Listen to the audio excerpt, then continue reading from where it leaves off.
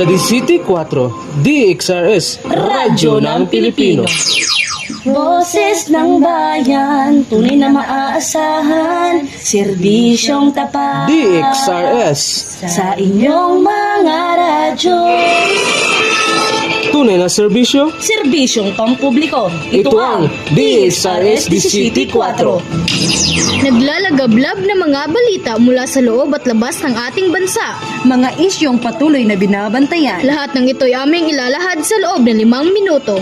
DXRS City 4, Radyo ng Pilipino. Sa loob ng 5 minuto, maghatid ng balitang sulit at walang palya. Kasama sa DXRS ang tambalang Janine at Christine, ang iyong gising at gabay ngayong hapon. Ito ang Kasangga sa Balita.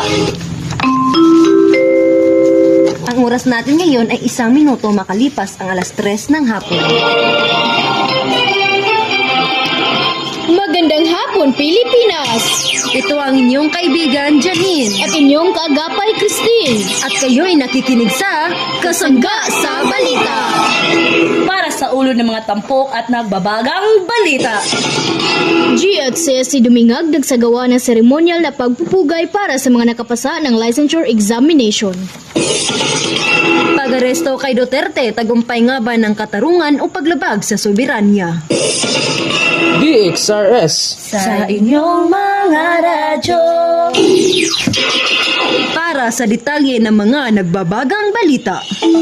Noong ika-13 ng Enero sa kasalukuyang taon, nagsama-sama ang mga guro, staff at mag-aaral upang magdiriwang sa mahalagang araw. Kamakailan lang ay nagtagumpay sa board examination ng 2024 ang 8 lisensyadong agriculturist, 43 lisensyadong criminologist na nakakuha ng higit 49% at tumigit kumulang 62 lisensyadong guro na nakakamit ng 56% para sa kabuuang national passing rate.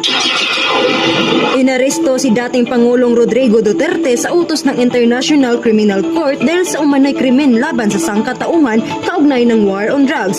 Ayon sa ilan, ito ay tagumpay ng katarungan para sa mga biktima, ngunit mariin itong kinundina ng gobyerno. Sinasabing paglabag ito sa soberanya ng Pilipinas. Nananawagan ang mga taga-suporta ni Duterte na igalang ang proseso ng bansa. Para sa ating ulat panahon, Kasangga Kim, pasok! may namataang low pressure area sa loob ng Philippine Area of Responsibility. Ayon sa pag-asa, may posibilidad itong lumakas at maging bagyo sa sunod na 24 oras. Pinalahanan ng publiko na maghanda, bantayan mga update at iwasan pagbiyahe sa mga lugar na posibleng mapituhan ng pagulan, lalo na sa Visayas at Mindanao. Ako ang iyong Kasangga Kim, Radyo ng Pilipino. Salamat, Kasangga Kim. Muling magbabalik ang istasyong ito matapos sa maikling patalastas. Ito ang Kasangga sa Balita. Pagod ka na ba sa mababang energy? Palakasin ang inyong immune system. Piliin ang Pisimid Ascorbic Acid 500mg capsule na may high potency vitamin C. Pisimid Ascorbic Acid, puno ng lakas, protektado sa araw-araw. Mabibili sa lahat ng personal collection branch. Pakinggan ang radyo ng Pilipino, tinig ng bayan, ang balita'y tapat. DXRS, kasangga mo sa laban. Kayo'y patuloy na nakikinig sa DXRS City 4, Radyo ng Pilipino. DXRS. Ito ang Kasangga sa Balita. Para naman sa ating balitang sports, Kasangga Mil, pasok!